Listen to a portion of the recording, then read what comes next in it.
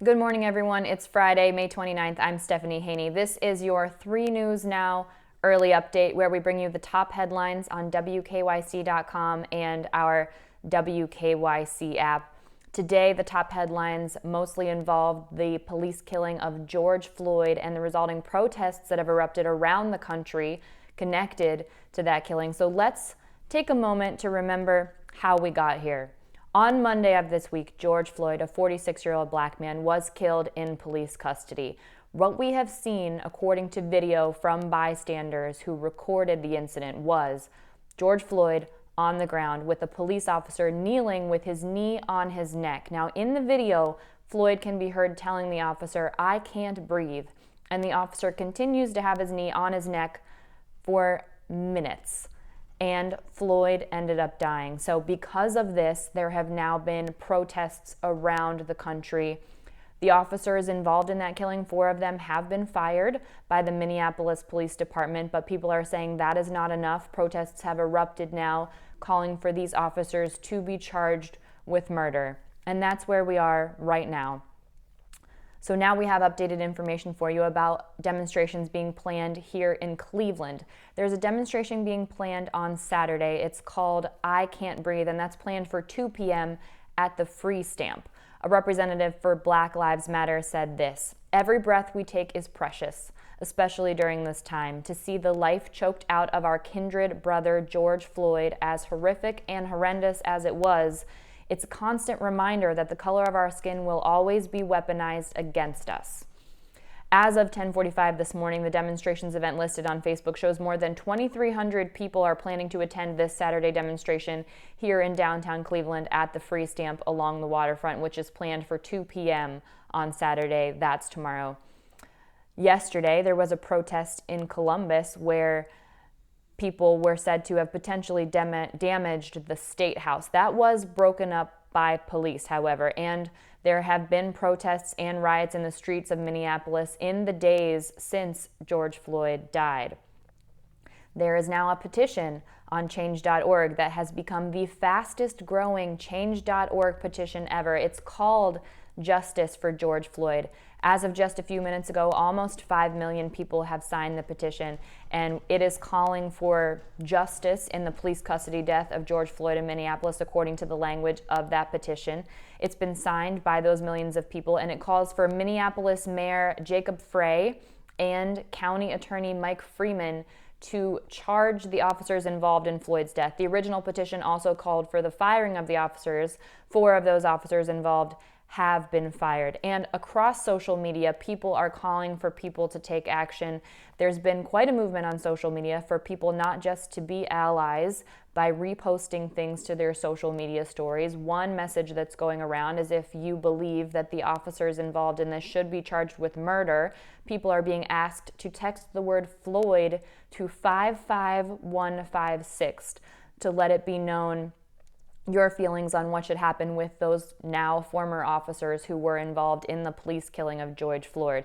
There is also posts going around sharing the information, and it's on the change.org petition if you would like to directly call the attorney Mike Freeman, who is the Hennepin County attorney. That phone number is 612-348-5550. Now, you may not be inclined to do that if you don't actually live in Hennepin County to call that attorney. However, this is the internet, so you could be living in Hennepin County, and you may have friends or relatives that live in Hennepin County, even though we are coming to you here from Cleveland in Northeast Ohio. So wanted to make that information available because that is something that is very much being talked about all over social media right now. Something that happened yesterday in Minneapolis, the Minneapolis Police Department's 3rd precinct was set on fire. This was during the 3rd night of demonstrations in both St. Paul and Minneapolis following George Floyd's death on Monday. Most of the protests, I want to remind you, have been peaceful, both honoring Floyd and social justice movements.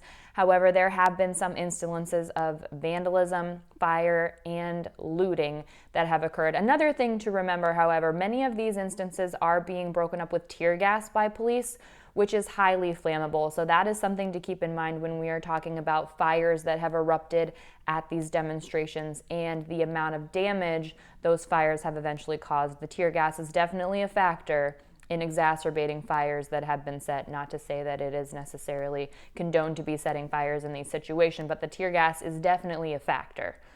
People who were rioting in Minneapolis entered the Minneapolis Police Department's 3rd precinct and set the building on fire. That was around 10:30 p.m. last night. Minneapolis police spokesperson John Elder said in a statement that the staff had already evacuated due to safety concerns. So that was shortly after 10 p.m. on Thursday. So there should not have been anyone in the building at the time that the rioters did enter and set that building on fire. Elder said that protesters forcibly entered the building and ignited several fires. The city of Minneapolis did put out a tweet warning citizens to stay away from the Minneapolis Police Department's 3rd precinct building, citing at that time unconfirmed reports of cut gas lines and explosive materials that may have been in the building. President Donald Trump tweeted about the things that are happening around the country right now, and in a tweet that was removed from view by Twitter with a warning that said that it did violate their guidelines, but it should remain accessible due to the public interest.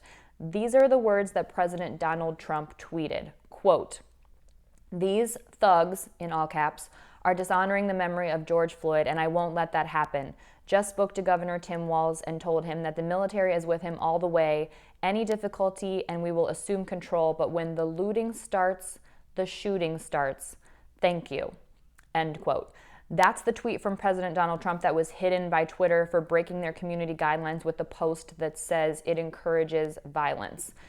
If you check out social media right now, the word thugs is trending, and many people are outraged, saying that the president is giving the green light to people to kill American citizens. And strictly from a legal standpoint, I'd like to remind individuals that looting is not something that can be met with lethal force. Yes, it is a crime. It is not a crime that would rise to the level of a self-defense situation where you can actually take someone's life for someone who is removing property that doesn't belong to them, strictly from a legal standpoint. In Minneapolis, CNN news crews were arrested during filming, during reporting on the demonstrations that were happening. The crew was live on television at the time. Police officers, some of them were in riot gear, they could be seen on camera shoving at least one person before handcuffing a CNN reporter, Omar Jimenez, and a producer and a camera operator. Now, just before being arrested, Jimenez said, "Wherever you want us, we'll go. Just let us know, and we got you." He then continues reporting while an officer holds on to his arm, and a second officer grabs his other arm and says, "You're under arrest, sir." Now, Jimenez asked the officers why he was under arrest, but the officer response could not be discerned from the audio.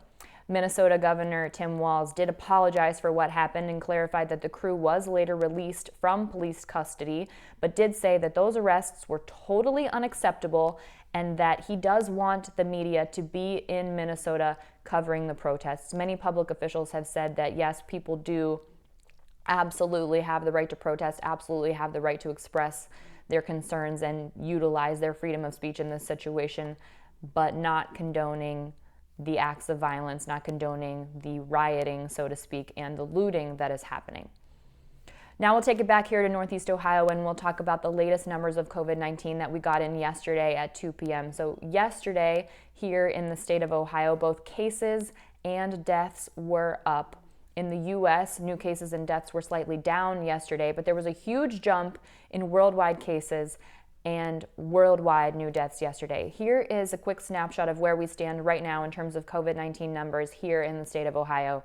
Yesterday, we saw 476 new cases reported of COVID-19. These are both the probable and the confirmed positive cases of COVID-19, mind you. So that's a jump up after we had 1 day of decrease. And the reason we are looking at all of this day to day is because we are looking for that 14-day downward trend, which we have not yet seen. So as of yesterday, we had 1 day of increase in terms of new daily reported new cases, bringing our total number of new cases here in Ohio to almost 34,000, which that is now 33,915. The total number of deaths in Ohio is also now at 2,100. That total number is 2,098. We saw an increase in new deaths reported yesterday with 54 new deaths reported yesterday. That's up from 42 on Wednesday. In terms of the total number of hospitalizations, we did see a small drop in the number of hospitalizations newly reported yesterday. Just a small drop, though, and the number was still high. We saw 111 new reported hospitalizations yesterday in Ohio related to COVID-19. That is down slightly from 121 new cases reported on Wednesday, but that's up considerably from 68 new cases reported on Tuesday, bringing the total number of hospitalizations related to COVID-19 dating all the way back to March 9th here in Ohio to 5,811. Now, if we take a look at the ICU admissions of those hospitalization admissions, the total number is now 1,516. That did drop yesterday. We saw 24 new ICU admissions reported yesterday, down from 42 reported on Wednesday. But even with that drop, 24 is still a high number based on what we've been seeing over the past week. Just to break that down for you, we saw 9 new ICU admissions on Sunday, 5 new ICU admissions on Monday, 7 new ICU admissions on Tuesday, jumped up to 42 on Wednesday, and then down yesterday to 24. In other national news, the Boston Marathon has been canceled for the first time in 124 years due to the COVID-19 pandemic. It had originally been postponed from April until September, but yesterday the organizers said that they will just completely cancel the event for the first time ever in 124 years. Everyone who originally registered for the 2020 race will be offered a refund and can instead participate in a virtual marathon, which is something that we've been seeing a lot of for these race events that have been canceled. So people are invited to run their own 26.2-mile courses remotely. Boston Mayor Marty Walsh added that organizers, along with the city, determined that the event was just not feasible this year for public health reasons, and that while the goal and hope is to make progress in containing the virus and recovering the economy, this kind of event would not be responsible or realistic on September 14th or any time this year. Walsh posted that in a tweet. The Boston Marathon is the world's oldest marathon on record, originating in 1897.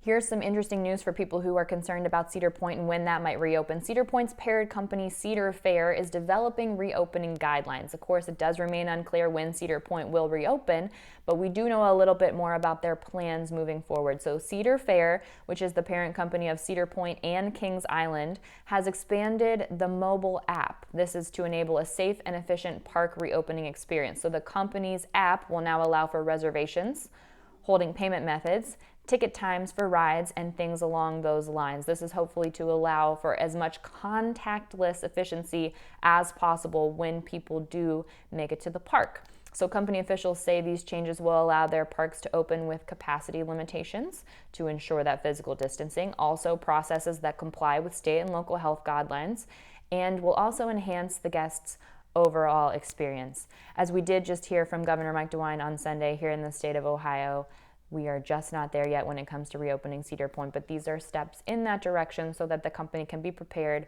when we do reach that phase in the reopening of Ohio. That's it for your early update for 3 News Now here on Friday, May 29th.